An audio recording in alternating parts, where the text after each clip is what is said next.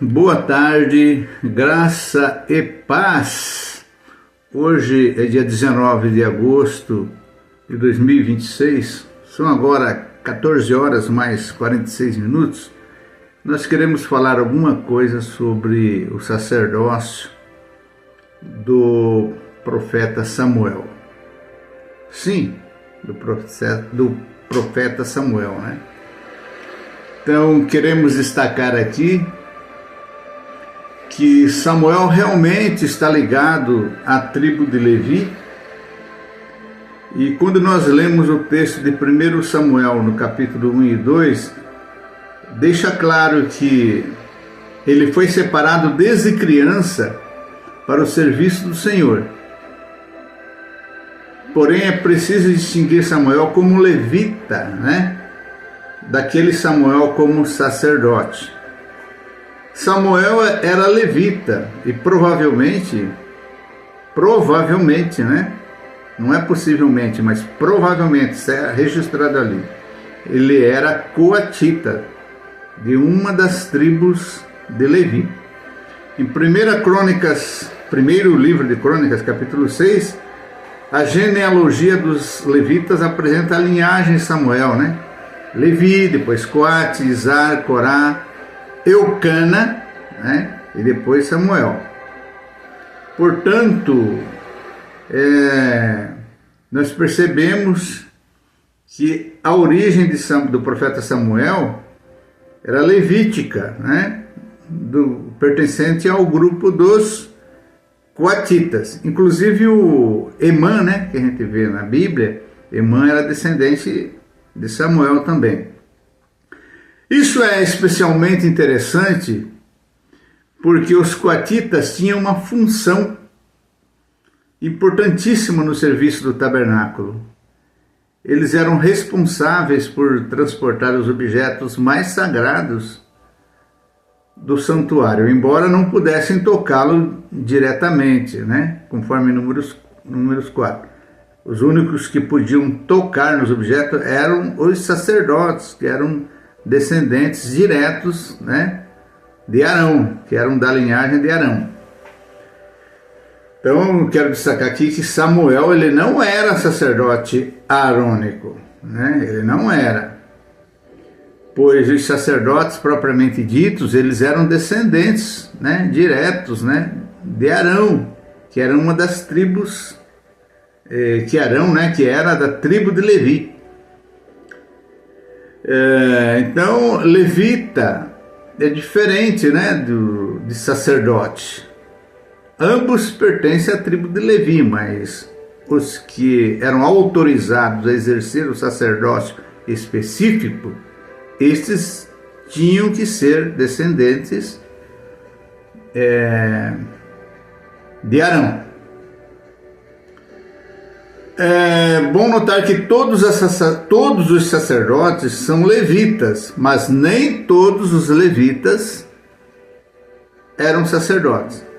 Então os descendentes de Gerson, Coate e Merari, eles eram levitas e exerciam funções no serviço do tabernáculo, mas somente a linhagem de Arão exercia o sacerdócio. Por isso Samuel não pertencia à linhagem sacerdotal ordinária. E então nós vemos, né, que quando Ana, em cumprimento a seu voto, ofereceu, né, e deixou ali Samuel para ser criado por Eli, né, porque era uma promessa caso ela tivesse um filho, né? Nós vimos que aconteceu algo extraordinário com Samuel. E é justamente essa observação, né, que eu tive, que achei muito interessante. Porque ele foi oferecido ao Senhor, né? Ana disse: ao Senhor o darei por todos os dias da minha vida. E Samuel então foi entregue ao serviço do santuário desde muito pequeno. Então ele aparece exercendo funções que normalmente associamos ao serviço sacerdotal. Em 1 Samuel 2,18, por exemplo, a gente lê Lá está escrito: porém Samuel ministrava perante o Senhor, sendo ainda jovem, vestido de uma estola sacerdotal de linho. E posteriormente Samuel também ofereceu sacrifícios e exerceu funções que em circunstâncias normais estavam relacionadas ao sacerdócio, né? Uma ressalva, não necessariamente significa que Samuel tenha se tornado sacerdote arônico, né? Pois ele não era da descendência de Arão, direto, né? Mas digamos assim que excepcionalmente Deus o levantou, porque nós não podemos algemar as mãos de Deus, né? Ele faz o que ele quer, né? Deus lhe age como ele quer, ele é soberano. O que temos é algo extraordinário, que Deus levantou Samuel para exercer uma função excepcional de liderança em Israel, acumulando papéis que normalmente estavam distribuídos entre diferentes pessoas, né? Pois bem, nós sabemos que Samuel, ele era levita, ele foi profeta, foi juiz, né? E também sacerdote. Excepcionalmente ele foi sacerdote, exerceu uma liderança espiritual em Israel. Ele exerceu funções cultuais, oferecendo sacrifícios, né? É uma situação realmente excepcional.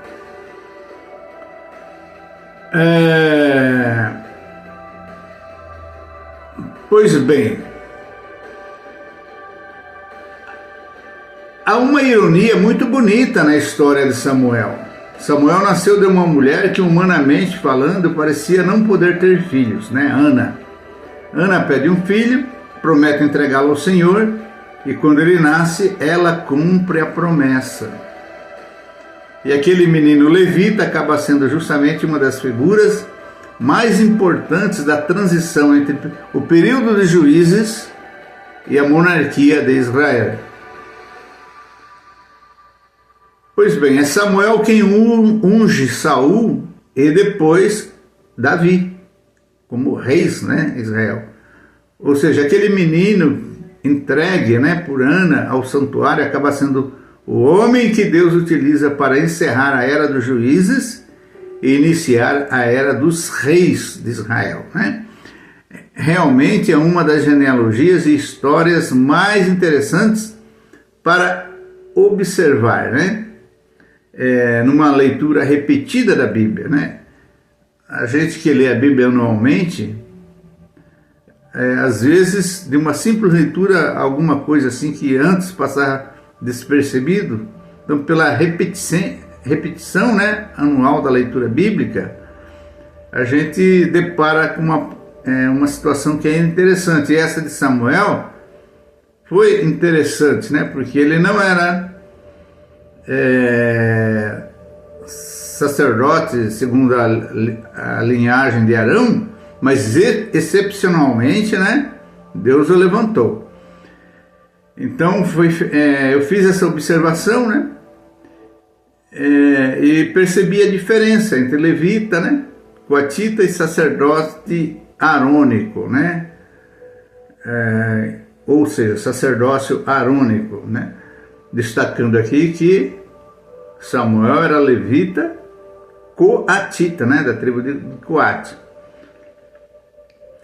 Então a estrutura das famílias de Levi começa a ficar muito mais clara quando acompanhamos as genealogias de 1 Crônicas, né? Pois bem, meus diletos ouvintes,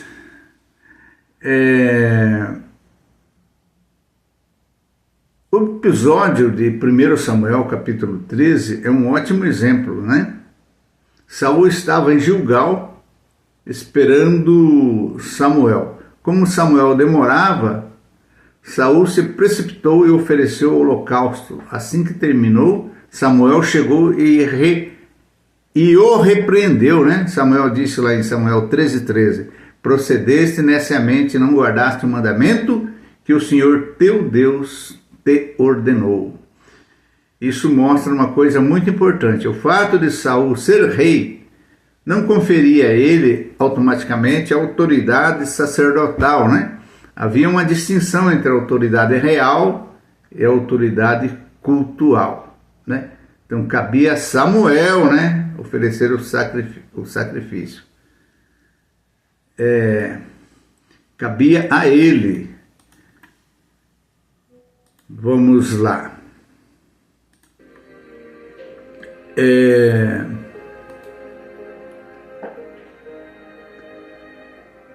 Samuel,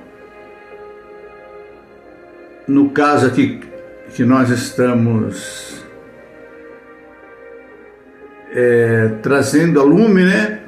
Samuel, embora não fosse sacerdote arônico, ele aparece como alguém que tinha autoridade espiritual reconhecida por Deus, né, para atuar nesse âmbito. Então ele ofereceu, né, depois da loucura, né, feita por Saul, então Samuel ofereceu sacrifícios, né, intercedeu pelo povo e transmitiu a palavra de Deus e exerceu, né, naquele contexto, o julgamento sobre Israel. Por isso eu diria que a expressão, né, era como se fosse sacerdote. Desde que façamos essa ressalva, né? Samuel, ele não recebeu o sacerdócio hereditário de Arão, absolutamente. Ele recebeu de Deus uma autoridade e uma missão excepcionais. E é uma passagem que reforça muito isso, quando Samuel oferece o sacrifício, lá em 1 Samuel 7, né? O texto diz que então Samuel tomou um cordeiro de mama e o ofereceu inteiro em holocausto ao Senhor. E o resultado é extraordinário. Enquanto Samuel oferece o sacrifício, o Senhor interveio contra os filisteus. Então, uma diferença muito interessante entre Saul e Samuel. Saul era rei, mas não recebeu autorização para assumir uma função que Deus não lhe havia dado. Portanto, naquela situação, né, que Samuel estava se demorando, em hipótese alguma, Saul poderia, né, ter feito o que ele fez, oferecer sacrifício. Samuel não era, por outro lado, né, Samuel não era sacerdote arônico, mas recebeu de Deus uma missão espiritual extraordinária e atuou nesse campo. Isso ilustra muito bem aquilo que nós pensamos, né, aqui como pregador da palavra, que não podemos limitar Deus às estruturas ordinárias, quando Ele mesmo estabelece uma missão excepcional. Por isso digo que Deus chama quem Ele quer, a hora que Ele quer, né? Então as regras estabelecidas por Deus não são anuladas arbitrariamente, mas Deus pode levantar pessoas para missões específicas, fora daquilo que seria a sucessão ordinária de um ofício, né? E Samuel é justamente uma dessas figuras bíblicas difíceis de colocar em uma única categoria, né? Ele era levita, coatita, profeta, juiz, líder espiritual e alguém que exerceu funções cultuais de maneira excepcional, ou seja, né, excepcionalmente ele exerceu o sacerdócio, né? Então é isso. Isso é para o nosso conhecimento, né? Então nós temos que ser leitores da Bíblia, estudantes da Bíblia, ler a Bíblia todos os dias, se possível, né? Eu procuro fazer a leitura anual da Bíblia, né? Então todos os anos, né, eu leio a Bíblia pelo menos uma vez, ela toda, né? E digo que é muito salutar, é muito bom, porque às vezes há coisas, né, que passam batido e que no outro ano você se detém sobre determinada passagem que no ano anterior você não percebeu. Então Deus vai abrindo a nossa mente, né? Nós vamos tendo um conhecimento melhor, né, das Escrituras. E este caso aqui de Samuel foi um daqueles em que eu deparei e falei, opa, Samuel como que ele estava usurpando uma função, se ele não era sacerdote, né? Não, mas no caso aqui, essa missão foi estabelecida por Deus, ele não foi ali usurpar. Deus, né, foi quem excepcionalmente o integrou, né, o chamou para aquele sacerdócio, antes, né, o cumprimento da promessa feita por Ana, né, que o entregou, né, aos cuidados do sacerdote Eli, né, que a casa de Eli, aí vocês lendo as escrituras, vocês vão perceber que a casa de Eli já estava, né, ele de idade avançada, os filhos dele haviam se corrompido, né, então não haveria assim, uma sucessão moral, né? Então Deus levantou Samuel, embora não fosse da tribo de Arão, né? Mas excepcionalmente Deus o levantou para exercer naquele contexto a autoridade espiritual, ou seja, o sacerdócio, né? Então é isso, fiquem na paz do Senhor, né? Que Deus abençoe e lembre-se, leia sempre a Bíblia. Deus abençoe.